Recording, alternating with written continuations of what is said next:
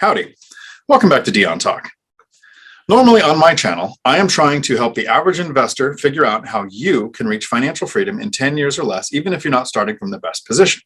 I did it through buy and hold real estate. There's really three main paths. The first one that a lot of people choose is to start and grow a business to the point where somebody else can run the day-to-day, so you don't have to go in and work every day. Another way is to invest in stocks, where you either grow a dividend portfolio where you're getting money paid from your portfolio, or you use the 4% rule that people reference from the Trinity study, where you invest into a diversified stock portfolio, and then you can safely withdraw 4% in most years.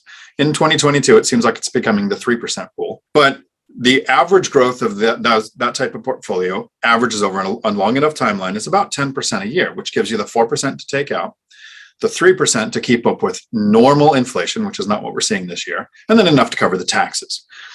Or the strategy I chose, buy and hold real estate. I have a friend, Mark Matsky, who has a YouTube channel, Matsky Finance. He is a successful investor, and he reached out a little while back. He's actually been on my channel. I've been on his channel. I like the way he invests. We invest kind of differently, so it's good to get different perspectives. But he was curious as to why his YouTube channel wasn't growing. And I am definitely not a channel that teaches people how to grow a YouTube channel. I've been doing this a little over a year. I'm just about to hit 10,000 subscribers, so I think it's working, but I'm not doing well enough. Just like I don't teach people how to fix your credit. My credit score is about a 790. So if it was an 840, I'd be running a channel that teaches you how to get your credit up. But with a 790, I don't feel qualified. With only hitting 10,000 subscribers in a little over a year, I don't feel qualified to teach the general public how to grow a YouTube channel. But I do have some suggestions for my friend Mark. So this is Mark from Matsky Finance. I suggest you check out his channel because, and Mark, please don't be insulted by this, I think in one way we're very similar. Very average guys. Nothing special about us, able to reach financial freedom. Tell us a little bit, just quick, the Cliff Notes version. What's the current size of your portfolio and how long have you been financially free? Sure. All right. Well, Dion, thanks so much for having me on your channel. I do appreciate it. And basically, you referenced stock investing. I was a stock investor for roughly 30 years, and I realized I am never going to hit $1 million because I was low income, not low income per se, but stocks, you have to put money into it for them to grow. And then I discovered real estate and bought my first rental property in January 2017. And in 4 years' time, I went from getting that first rental to 25 rentals.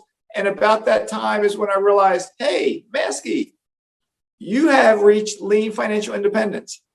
And that's it in a nutshell. 4 years, not 30, and 25 units, not 200, to be financially free. That's correct. Okay. So some of the reasons why I think people should check out your channel. My path was 10 years. I only have 16 units. I reached financial freedom in about 8 years. I mean, lean at 6, but free at 8. I'm hitting a little over the 10-year mark now, which is why I'm trying to share content like ours so people realize you don't have to be the next Grant Cardone. You don't have to have 8,000 units. You don't have to do this for 30 years. The average person in 10 years or less, so even if your position sucks, 10 years or less, you can reach financial freedom. My goal today in this video is to help somebody out there become a better investor, because some of the advice I'm going to talk about for your YouTube channel would also apply to real estate. And normally, I try to be very positive. I don't cuss on my channel. If somebody slips and cusses, I censor it out when I edit. I try to be very supportive, but I think in today's video, the best thing I can do to help you is to be brutally honest. So normally, I'm super nice guy. But not today. Today, I want to share some things. So what I'll start with is things I notice when I look at your channel that I think is limiting your growth, that would also limit an investor's growth if they were starting out with real estate. And then I'm going to give you some actual advice that I think you can take action on. So the first thing I notice about your channel is, and you say this in your videos, you don't want to use clickbait. Me either, because that can kill a channel if people realize you're using clickbait. Talk about a housing crash and then say why there isn't going to be one or whatever the reasoning is. And you don't want to edit, and you just want to be down to earth, relatable. So I get that. If somebody wanted to invest in real estate and they were coming to you, because you've mentored Millennial Mike, like you actually got him to invest at a distance and you're helping him become very successful, which is awesome. If somebody came to you and said, I I haven't read any books. I haven't watched any YouTube. I haven't talked to anybody who invests in real estate. I haven't gone to any meetups, but I bought a rental property. I think I'm losing money. What should I do? If they asked you that question, what would you say? Well, if I was chatting with this person, they said they think they're losing money, I'd probably ask them to elaborate on that a little bit. Did they run the numbers before they bought it? And if they were like, run the numbers, what do you mean? Then I would talk to them about running the numbers and explain that to them. Right. So you'd try to get them to understand the basics, which with YouTube University, they should have taken the time to do, especially before buying a property. Like I get jump right into the deep end, right? But you can make a financial mistake, especially people who get all excited about the BRRRR method. If they haven't done the research on what a rehab is going to be, what it's going to cost, what the timeline is going to be, how refinancing works, they're setting themselves up for failure, right? You're doing that with YouTube. Do you know what a click-through rate is? So I'm just going to ask you some quick questions. Do you know what a click-through rate is? I have seen the click-through rate, but I think I know what it is. But if you could explain it to me, so I better understand it. Do you know the 3 metrics that YouTube uses to decide if it wants to push your content out or not? Not off the top of my head, no. Okay. So you're that new investor who bought a property and then feels like they're losing money. You're investing as much time into YouTube. Maybe, I don't know, I do about 30 hours a week because it's really a hobby for me. So maybe you're doing 5 or 10 or whatever hours. You're investing that time into YouTube trying to help people, but you feel like you're losing money, but you don't know the basics. And so this is really behind the scenes information for people watching my channel that you probably don't need to know, but here's how YouTube works from what I've learned in a year. The 3 metrics that YouTube is going to use to figure out if people want to watch your content, because YouTube wants to grow your channel. So many new people who make a new channel think, oh, the algorithm just works against me. YouTube is a business. They make money by people watching videos. So they want to push your video out because the more people who watch videos, the more ads they can sell, the more they can charge for those ads. So click-through rate is if they show your video, your thumbnail to 100 people and 10 people click on it, they've clicked through to the video. That would be a 10% click-through rate. Nice round numbers. It's usually somewhere between 5% and 20%, depending on the video, right? The smaller your channel is, the higher that click-through rate will be because they show it to a smaller number of people. So it's a little easier to get people to click on it. Right. Okay. If gotcha. 10% click-through, YouTube thinks the thumbnail is effective. Let's show this to more people because that keeps people on the platform. Then they have a thing called view duration. How long do they watch your video? About a third click in and click out within 10 seconds. They don't like the audio. They don't like the lighting. It's people talking. This is kind of a vlog version instead of like a super edited video. So that's just not what they were expecting. View duration. And here's what you need to understand. These 3 words that will help you grow your channel. Minutes matter most. The longer somebody watches your video, the more people YouTube shows your thumbnail to. So if you have a good click-through rate on your thumbnail, so I've given you a couple of websites before camera, so I'm going to name them now. You can make thumbnails on Canva, canva.com, and you can edit photos to take out backgrounds on remove.bg. So those are 2 free sites. You can make thumbnails completely for free. Like we were teenagers, you're just going to have to play with your computer till you figure it out. The third thing that YouTube really likes to grow your channel is keeping people on the platform. So at the end of your videos, I did this for a while. I haven't done it recently, but at the end of your videos, you want a video to pop up and you want to say, this is the video you should check out next. Because if they're watching your video and it ends and they leave YouTube, YouTube stops pushing out your content that day or that moment, right? But if somebody's watching your video and then they go to watch another of your videos or another of Zuber's, from One Rental at a Time or the Lumberjack Landlord or mine or Millennial Mike or somebody in our realm or just any other YouTube video, you lead them to it. You're getting credit on your channel for the duration of that view. Minutes matter most. The longer somebody watches your content, the more YouTube will push it out. You're kind of fighting yourself in one, what kind of mic do you have? What kind of microphone are you talking to right now? Basically right now I am talking to my phone. Okay. So there are a Boya, B-O-Y-A mics off of Amazon for $30. Completely changes the tone. I'm using the mic on my Logitech camera right now, which goes to the computer. It's a little more expensive, but the Boya is super cheap. That's a lapel. You can stick it right on your shirt. You can walk around with it. When somebody's watching your channel, the first thing they're going to look at is, can I stand this sound? So if you're in a room that has carpet, one of the reasons why I have tapestries in the back of all my videos is because it softens the sound.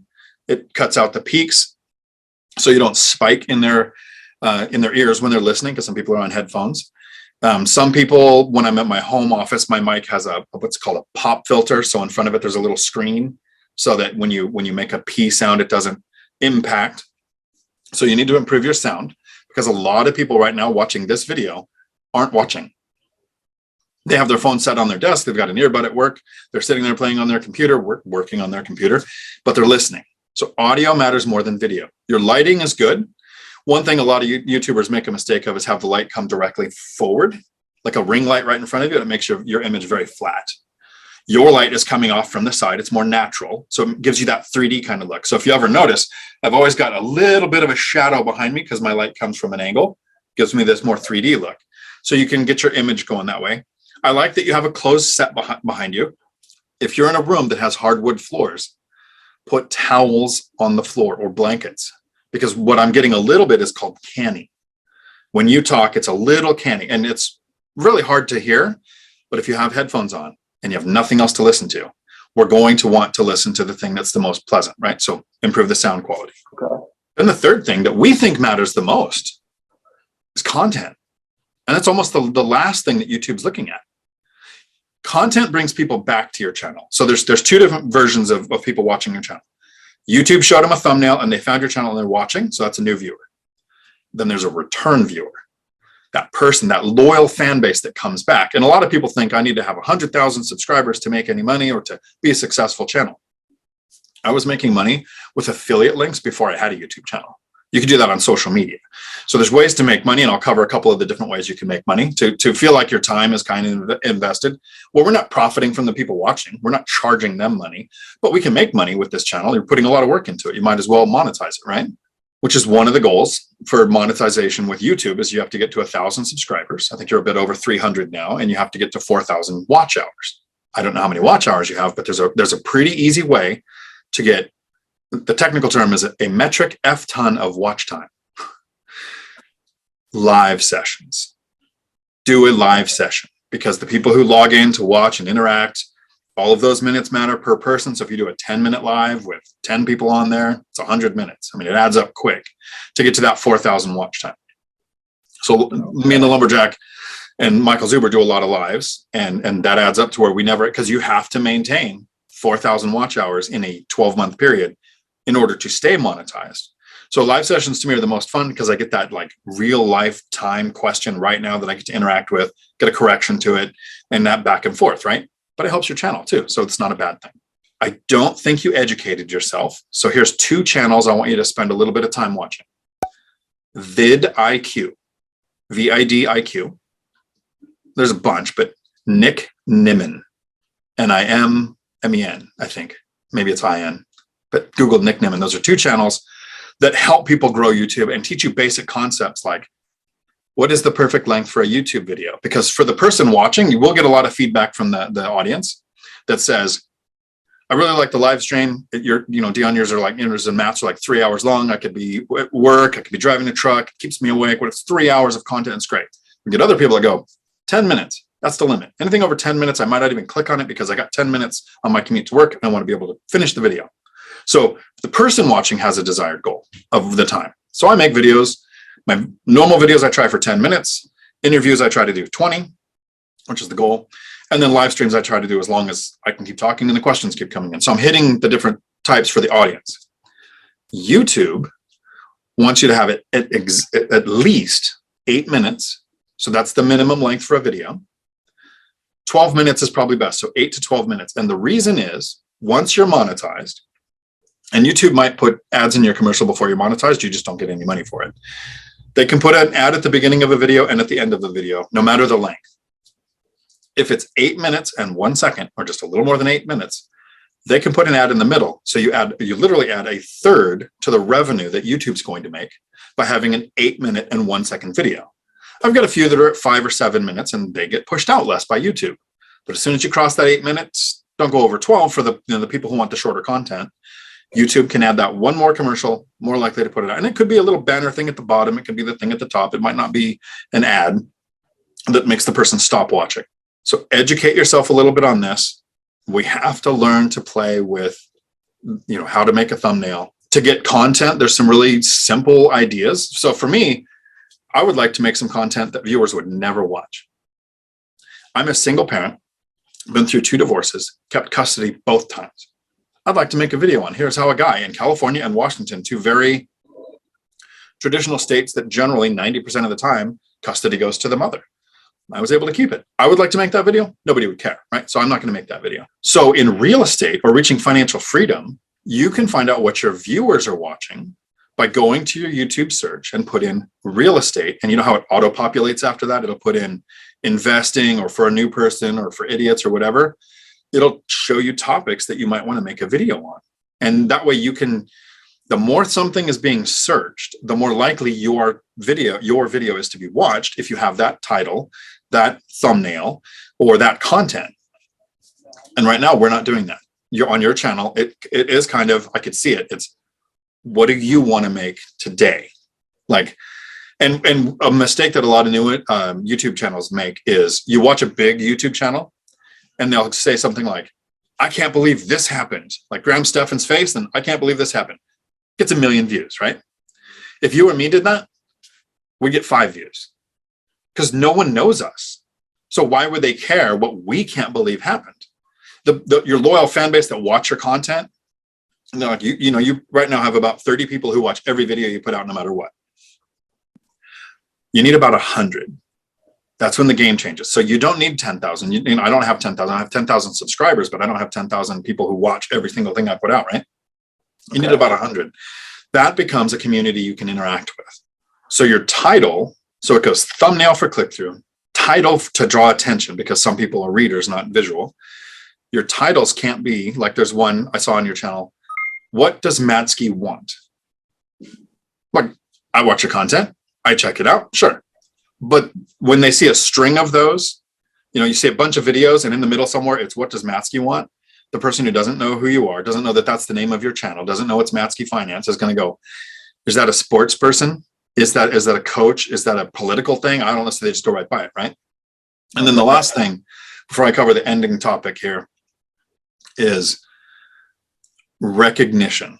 So this is something you're doing good, but you can also adjust and make a little better.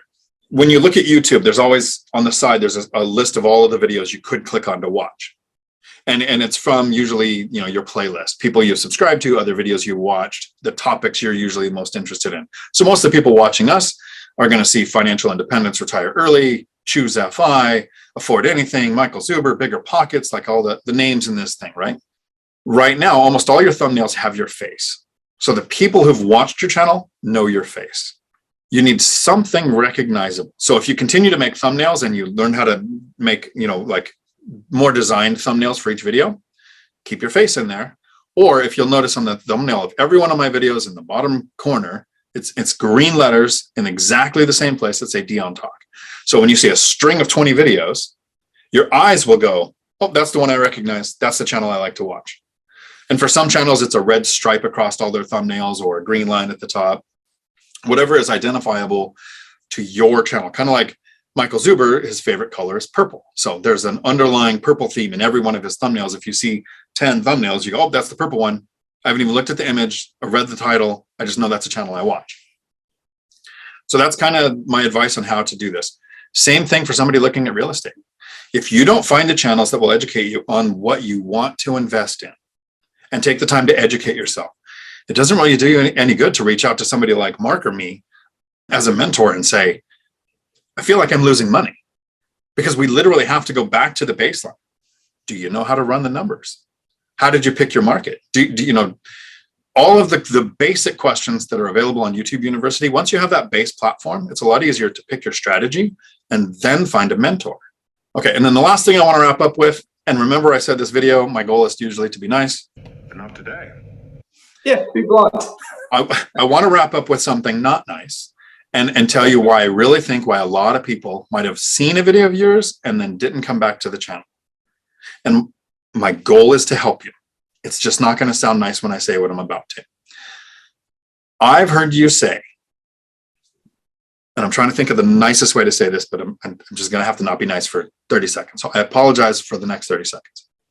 All right. 45 seconds. In one breath, in a video, I've heard you say, I can't afford a computer. You were talking about things you were going to buy and what you had to do with your finances because you had reached lean fi. And right now you're doing this on your phone. And so, $3,000 Mac out of the question, a $2,000 gaming computer out of the question, which I couldn't live without. And right after that, you said this actual sentence. I don't understand why more people aren't watching my investing finance channel because I'm a better investor than Graham Stephan, Michael Zuber, Millennial Mike, and Dion Talk. So here's the mean part.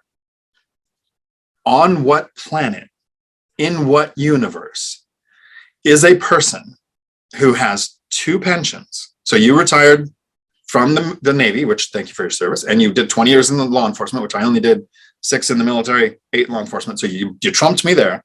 You have 2 pensions. You got 25 units in 4 years. So that's an accomplishment, but that's a unit accomplishment. How do you quantify that you're a better investor when you can say things like, I can't afford a computer, and there's $15,000 worth of gaming equipment on my desk at work? Like I'm at work today. There's an Alienware, there's 2 Macs, there's one VR system, and the other one's at home. Like I just took 2 months, almost 2 months in Florida, where my goal was to spend $10,000 a month. And I think I'm the least successful of the names of people that you listed off that you said you were a better investor for. So here's your chance. I want to understand, because I think that's what turned people off of your channel. To hear, I can't buy a computer, but I'm a better investor than these guys. So how do you quantify that? I got you. I think it'd be hard to quantify it. And sometimes when I talk, I might not say, what comes out might not be exactly what I'm thinking. Okay. Me too. Yeah. And part of it is maybe, I don't know if it's a little sarcasm in me or something like that. But when I say, as an example, if I say, well, I can't afford to buy a computer, maybe what I didn't say is, I can't afford to buy the computer because I just bought this next rental property, because I just made this other investment. And that's what I'm choosing to spend my money on. And when I have more income coming in and I have more disposable income, then I'll make the decision to buy my want, which is my new computer or something like that. Okay, so that makes more sense, but it didn't come out that way in the video. Right. I think if I was the person watching a finance channel, because you're literally Matsky Finance, and you said you're more successful than people that they watch, they might watch our channels too. Maybe that's how they found your channel. And they know that we talk about, don't compare year 10 to year 1. Our first 5 years sucked, right? just like where you're at now. Instead of buying the computer, you're choosing to reinvest the funds. I'm still kind of mentally around that. I'm just now getting to the point where I want to goof off and start, maybe not work. I want to, take 3 or 4 months and travel every year, get out of Washington State for the winter, because I like it here. I don't like the coldest, wettest part of the year. But there were those years where I was reinvesting, and I skipped meals, or if I went out with friends, I just got an appetizer or stuff like that.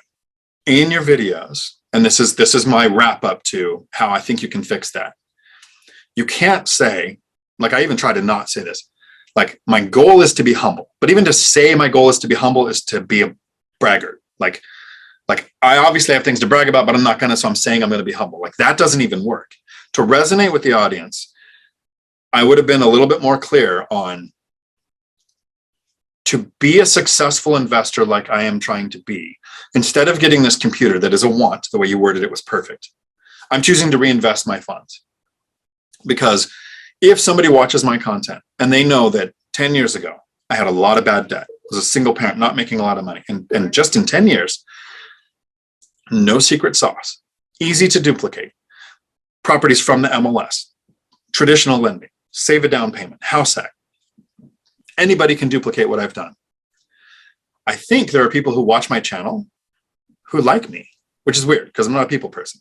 But I like everybody who watches because I get to interact with them. And hopefully I get to experience that moment when they reach financial freedom, because I only got to do it once. I get to feel it every time that they do. I think you lost the likability factor when you said you were better than investors that they might like, and then talked about financial troubles. So I don't know how I exactly fix that, but going forward, a little more detail like you gave in your explanation today, I think would go a long ways to make people identify with you and go, I could do that. I could put off my want to get that investment, to get to that place I want to be.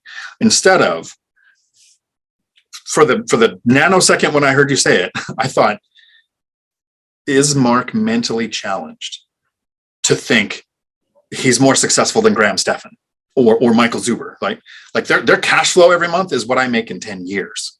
Like, it's insane, the difference between them and me. I hope this video helps you grow your channel. I hope that somebody who made it to this point takes this information and uses it in your real estate investing. Educate yourself, because we don't get to make the rules of the game. But once we know the rules of the game, we're more likely to be successful. If somebody wants to reach out to you, Mark, how can they find you?